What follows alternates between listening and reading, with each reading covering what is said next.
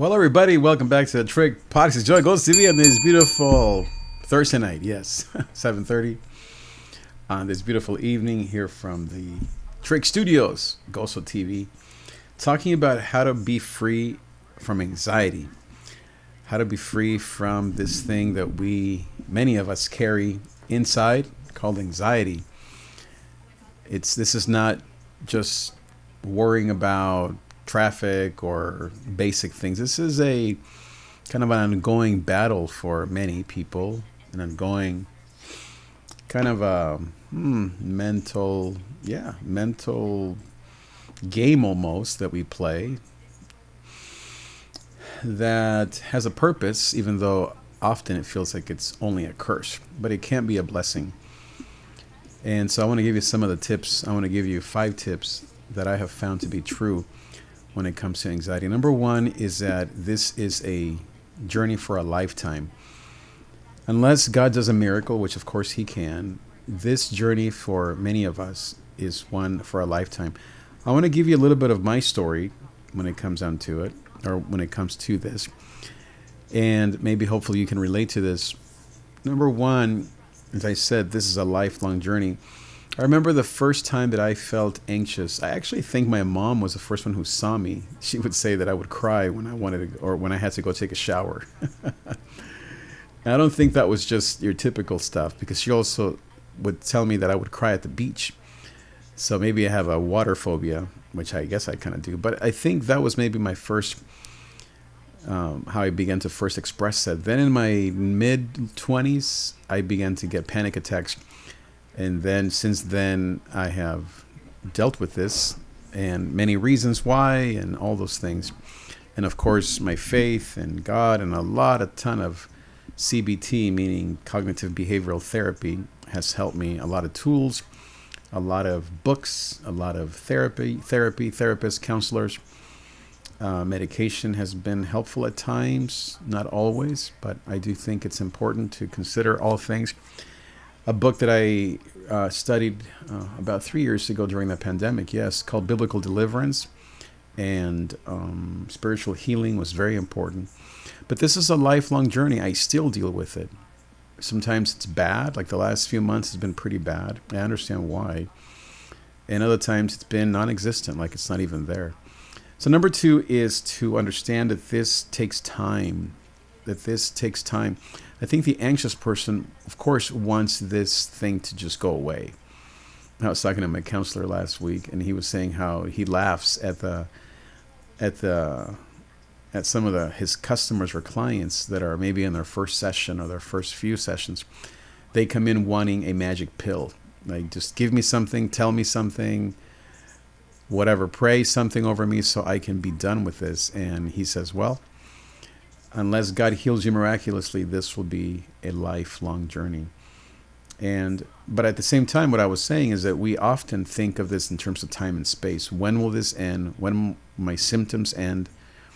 For me, I get a lot of stomach issues, not so much shortness of breath anymore, but at times, panic attacks, not as much as I used to, but mostly it'll be, dizziness, some vertigo, and then GI stuff. My stomach is where it mostly kind of finds itself. For some people, it could be shortness of breath. It could be their shoulders, their mouth, tension. It could be their back, etc. There may be many places where it shows up. So it's important, number 3, to find out where it shows up, to know the signs.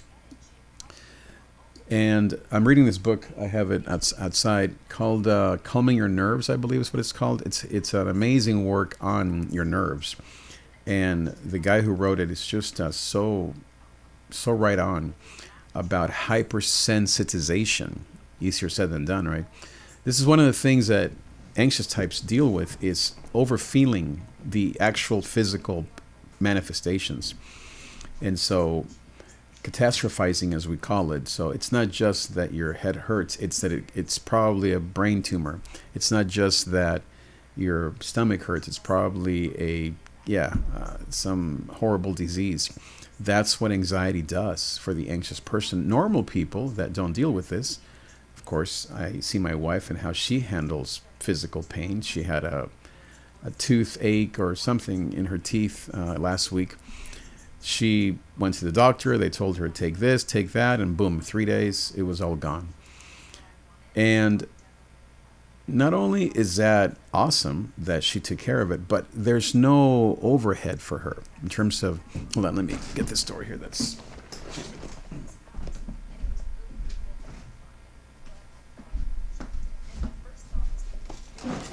yeah, so there's no overhead for her. She's not over feeling or hypersensitization. She's not catastrophizing. It just doesn't exist in her mind. It's not in her chemistry. But that's what we deal with. That those of us who are the anxious types, fear and worry. And let's say if your boss says, I need to meet with you, you're already on the streets. You are already homeless and you're selling everything you own to make ends meet. It's downhill quickly. And then, of course, the brain looks for proof. And this is the last one. I think this is the last one. Maybe this is the fourth one. Is you have to name your monster. Anxiety, I remember my therapist once asked me to name the anxious thoughts, and I called him Bruce, like in Finding Nemo. And this monster, this shark, whatever you kind of can, it's not demonic. I wouldn't call this demonic. I would call it physical, spiritual, psychological, of course. And I think it's healed through spiritual tools as well as natural tools. But anyway, this monster, which I call Bruce, when he comes, he's looking to eat. He wants to eat food. And so when Bruce, in my case, comes out, like the last few months, he's looking for evidence. Oh, see, that stomach issue, it's this other thing, and it's that other thing, and it's this thing. And it's looking for food. It's looking for proof of the catastrophe. So it's looking for evidence on why this monster should live and grow and take over your life. And I was watching a video by a friend who sent it to me that anxious thoughts feel like you have a cup of water and then you pour, let's say, blue ink. And those emotions, really, it's what it is. It's emotions. It's not a demon. It's not even, I don't think it's chemical per se. It could be. There could be some predisposition for this, although I think the stats are 37% is predestined or genetic. The rest is kind of, I guess you could call it nurture and just who we are. But anyway, so the point is that when we act in these ways, it's the monster looking to eat, looking to find evidence so that it can stay alive. Because back to the ink or the emotions, the ink in the water takes over. And so the whole water now, you can imagine this, it's now blue. But then what happens, and I love this video, even though it's probably time-lapsed, if you wait long enough, the ink dissolves. And now you see the water clear again, once again. I don't really think that that's how quickly it happens. It surely doesn't happen in 2 minutes. This video was like a really short little TikTok. But I do think that there is truth in the fact that as quickly as it comes, it dissipates. Maybe not quickly, but as almost you could say on its own. Does therapy and talking to someone help? Yes. Prayer, worship, crying? Yes. Working out and eating healthy? Absolutely. But I do think that, at least as I've noticed in my years, 30 years of dealing with this, it's something that you have to let it go through you. There's not a lot that you can do to fix it or heal it in the way that we expect or hope for, meaning to get back to 100% power. That power does come again. I have been through this so many times. My beautiful wife has been with me through this for many years. It's not as bad as it sounds. At times it feels very bad. I would say, as I said, for many of us right now, for some reason, I don't know why this summer and maybe even this fall has been so tough for many of us. I'm not sure what's going on spiritually, perhaps. But it does go away. It as quickly, again, not quickly as not innocently, but as, miraculously, I would say, as it comes. And that's part of the deal that is unfortunate. You can't put a time, you can't put a pill on it, you can't You can't think in terms of time and space, meaning when will this end, or why am I here, or why is this happening, or woe is me. Now, we go through those feelings. David did. Why so downcast, O my soul? Put your hope in the Lord. Why have you forsaken me? Jesus himself on the cross. So we go through these moments, these seasons, Elijah in the cave, when we are feeling in despair. We feel far from God and from ourselves and from our bodies, from our own lives. What can we do? You have to wait. You have to wait till the storm passes. And it might take a week, 3 weeks, 3 months, 6 months, maybe years for it to dissipate or go away or go back to your base. I would say for me, this particular episode started, I would say like May, June, July. And it came as a result of, as I've said many times, my father-in-law passing away in February, our beautiful dog having some health issues, my son, who this is not a bad thing, but him moving out of the house, which is happening in a few weeks, and then just the ongoing job stuff and identity and income thing that I've been dealing with now for a couple of years. These 3 or 4 factors, and that's on top of my mother-in-law passing away a year and a half ago. That's on top of Rochelle also having to find a new job 2 years ago, just like I did. And so I've been talking to mentors, and they often say, man, that's a lot, David. It makes sense why you feel this way. And then I hurt my knee just running, just little things, quote unquote, that kind of put me over the edge. But I would say losing my father-in-law was definitely the worst of them all. And my body, in Spanish, we say resentido. In English, we say the body keeps a score. The body keeps a score. And especially for some of us who are more prone to overachieving, Enneagram 3s, if you guys know the Enneagram, 8s, perhaps, any of us who are more future kind of visionaries, the 3s, the 7s, and 8s are prone to high levels of anxiety because we don't live in the present. We don't live in the past, although we sometimes do, but we mostly live in the future, which of course the future is anxiety provoking because you're wanting more. You're wanting something you don't have, and you really can't have it because the future never comes, right? But we as finite beings, we think that happiness is out there somewhere, or when I have this amount of money, or marry this person, or my body is in perfect shape, or I have this much money or job, then I'll be happy, when truly the solution is that we are already there. The suffering has ended right now. There is no suffering. This all there is the beginning of happiness. And that's another tool that I use, the Sedona method. It's really Jesus. I'm saying do not be anxious about anything. Let each day take care of its own. Really living in the present truly is the answer. And many of my mentors say all that there is what is. This present moment is all we have. And this present moment is beautiful. Here I am in front of these tools talking to you. Here I am in this beautiful home with this gorgeous wife and 3 amazing kids that are all college graduates. David about to graduate. We have a beautiful life. Yeah, my gut hurts. Yeah, whatever. I wish I had more of this and more of that and less of this, and I wish things. But truly, the beginning of happiness is what's happening right now. It's just as Jesus said, open your eyes. I mean, that's why Jesus would always say, those who have ears to hear, let them hear what the Spirit has to say. But back to Matthew 6, Jesus would often say, open your eyes, look at the fields. Meaning, look at what's happening right here. I have to have a stone here. One of my therapy sessions, I grabbed this stone as a way to ground myself. Because for us anxious types, we live so in our heads, so in the future, in worry and concern, or in the past of regret and shame and fear, or in the present for some people that are not awake, that they're living a life of overwhelm and overworking and overthinking. My point is, for all of us, we need to ground ourselves. And that could be the Word of God, could be worship. That definitely helps me tremendously. It could be something like this. On my way to work these days, I drive by Huntington Beach on PCH, and it's just beautiful. I look at the surfers, and I think, well, mostly the ocean and the surfers, I think, what a miracle. What a blessing that I'm driving my nice car, listening to my podcast, drinking my coffee. My wife just kissed me on the way, kissed me goodbye. Here I am driving to go to Costa Mesa, Newport Beach area to go work at a school that I truly love.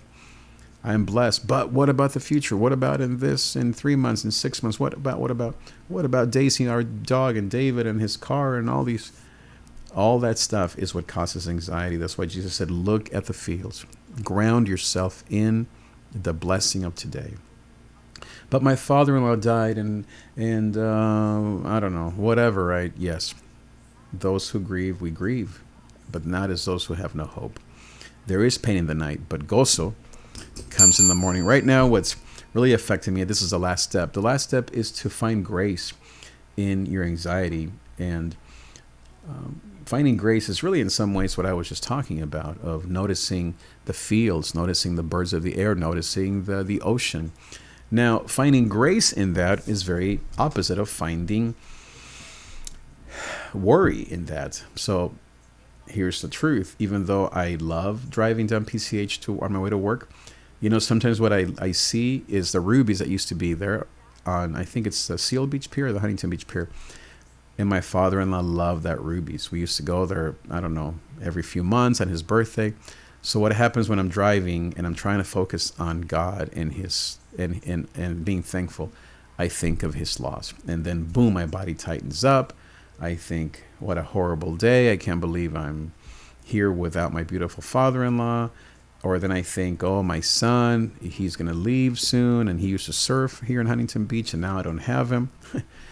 What's the logic? Every father, every family goes through their kids moving away to college. I'm not the only one. They come back. All is well. He's not moving to Africa. It's just a couple hours away. I would say most parents would say, I wish I was in your shoes. First, my child going to his third year of college at UC Santa Barbara. And second, I wish he was only a few hours away, not states away, or who knows. My poor parents, I was in a whole different country for basically 20 years. But of course, the mind and the body keep the score. Our poor little brains, we can't handle the truth. Our emotions are so fragile, especially for those of us that are more emotional, that are more heart-driven, that are very sensitive to our surroundings, to love. Our loves are so high and our lows are so low. And we have to just keep understanding ourselves. And that's why I think this community, I coach a lot of people of all ages, 20s, 30s, 40s, 50s, in these topics. I love our community because, literally, even as I'm sitting here, I feel better talking about these things, even though it's whatever, I'm just staring into a little blue light up there. And we may have 0 or 1 person. It doesn't matter. And when I actually coach people, I feel so much better. Even now, my point was, I feel my body relaxing. Literally, I feel my gut and my internal organs relaxing because I'm acknowledging the process, my truth, my blessings. Look at that picture back there, my gorgeous wife and both of us. We were there, I believe, in Northern California on our way to... Where are we going? I think we were going to that place. There's a hotel. I think that's actually where we were, up in Northern California. Beautiful, beautiful place. My mom came with us, I believe, yeah. And of course, our beautiful kids. That was about, 4 or 5 years ago. The point is that literally the Gozo Cup is back there. Both of them, they're smiling. And so my dog is fine. My son is just next door, and I am here with you. My point was that this community is so important to me. It's more than just a business and clients. It really is a healing place. It is the modern day Me Too, meaning I deal with the same things, David. Me too. I need healing. I need acceptance. I need tools. I need encouragement, prayer, worship. I'm not a therapist. I'm not a counselor. I don't have a doctorate in anything. I am working on my doctorate, but it's in religious studies. But what I do have is my years of experience and of coaching people, not as I said, as a therapist, but in terms of how to overcome these negative obstacles. How have I gotten to where I'm at? I'm not saying I'm Drake or LeBron James, but how have I more than survived, but thrived?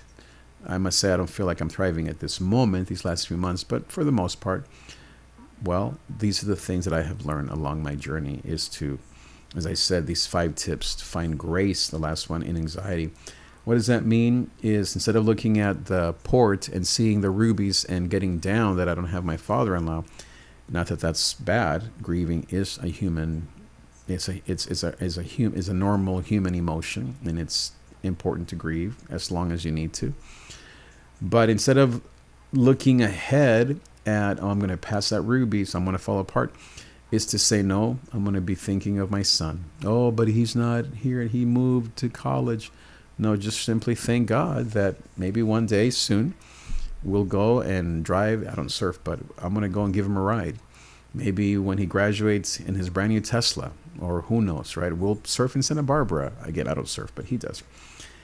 And focus on what's good. Focus on the happiness that surrounds us every day.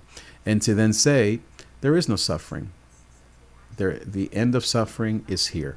Oh, but my gut hurts. My job is downsizing. My marriage isn't good. My fitness goals. I'm overweight. I'm not making enough money. My girlfriend broke up with me.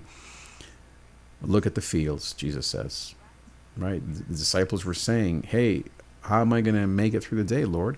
Suffering, suffering, suffering, pain, suffering, fear. Jesus said, look at the fields. Open your eyes. Ground yourself in the truth.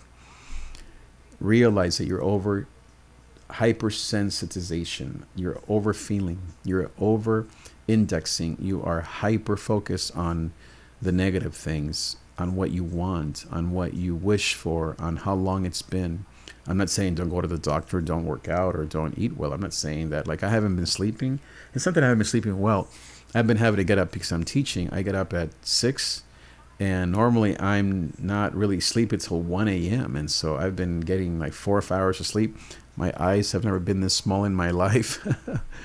And so that affects me tremendously. I'm not one of those body types, Rochelle is, that, and she sleeps well, but that just wakes up. You know, some people are morning people, and she is. I'm not. I am a night owl, and I love my sleep, and I love getting 8-9 hours, and I love getting going at 8, 9, 10 a.m. And so this little getting up at 6 thing and being there by 7 or whatever, 7:30, has been quite the physical challenge for me. And so that's something I'm dealing with. My point is, it's not that you can't fix those things or that we should just ignore those things. No, if we need to go to the doctor or need to go work out or need to sleep more, eat better, yeah, of course, we got to take care of that. But I've been to the doctor many times about these things. You know what they say? Stop overfeeling. There's nothing wrong with you. Go home and work out, eat better, mostly just change your thinking. And so I am taking some things from my gut just to kind of calm me down and stuff like that. And but I'm not working out. I'm not sleeping. I'm overthinking. And those are the things that are problematic.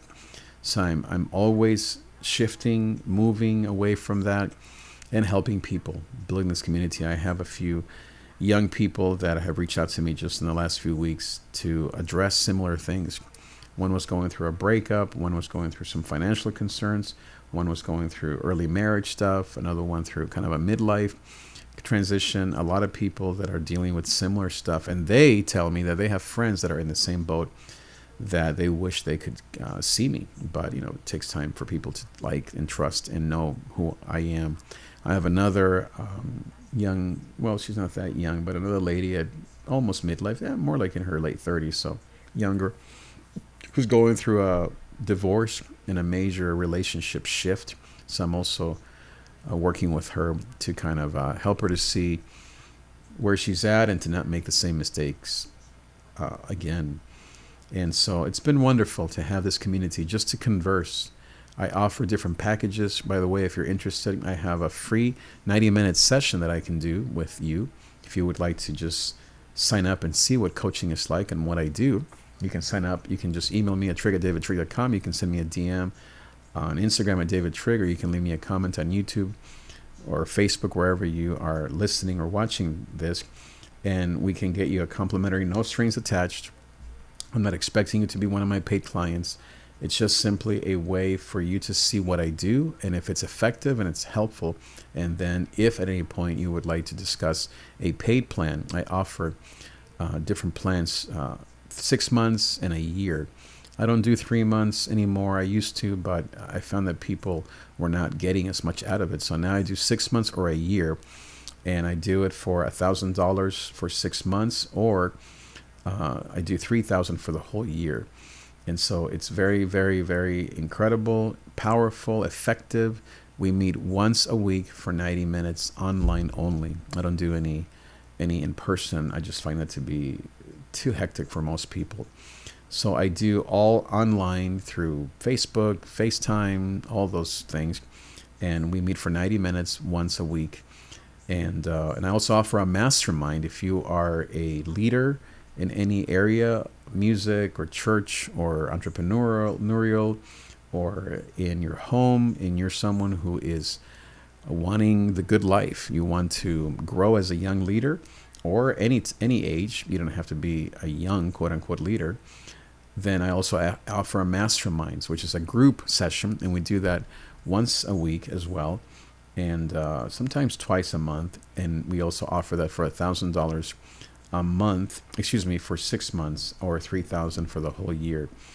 And that's also very powerful. We learn together. We're just beginning to bring that. I did my first session about 3 months ago. It was amazing. Music producers, songwriters, some church leaders, etc. And we began to just collaborate and to walk together. And I have the joy of mentoring them on topics from leadership to music to relationships and creativity. And of course, some of them are doing the one-on-one as well, because it's more intimate and more personal, of course. And so, yeah, if you want a 90-minute complimentary, meaning free, initial session, no strings attached, I'm not expecting you to become a paid business client, then I would love to have you email me at triggerdavidtrigger.com, or DM or message me. And I will send you a little questionnaire just to get to know you a little better, and then we'll do the session as a complimentary gift to you so that you can see how and what I do in Jesus' name. So thank you again for being here. Leave me a comment. I will see you next time. Adios. Talk to you later, guys. Bye-bye.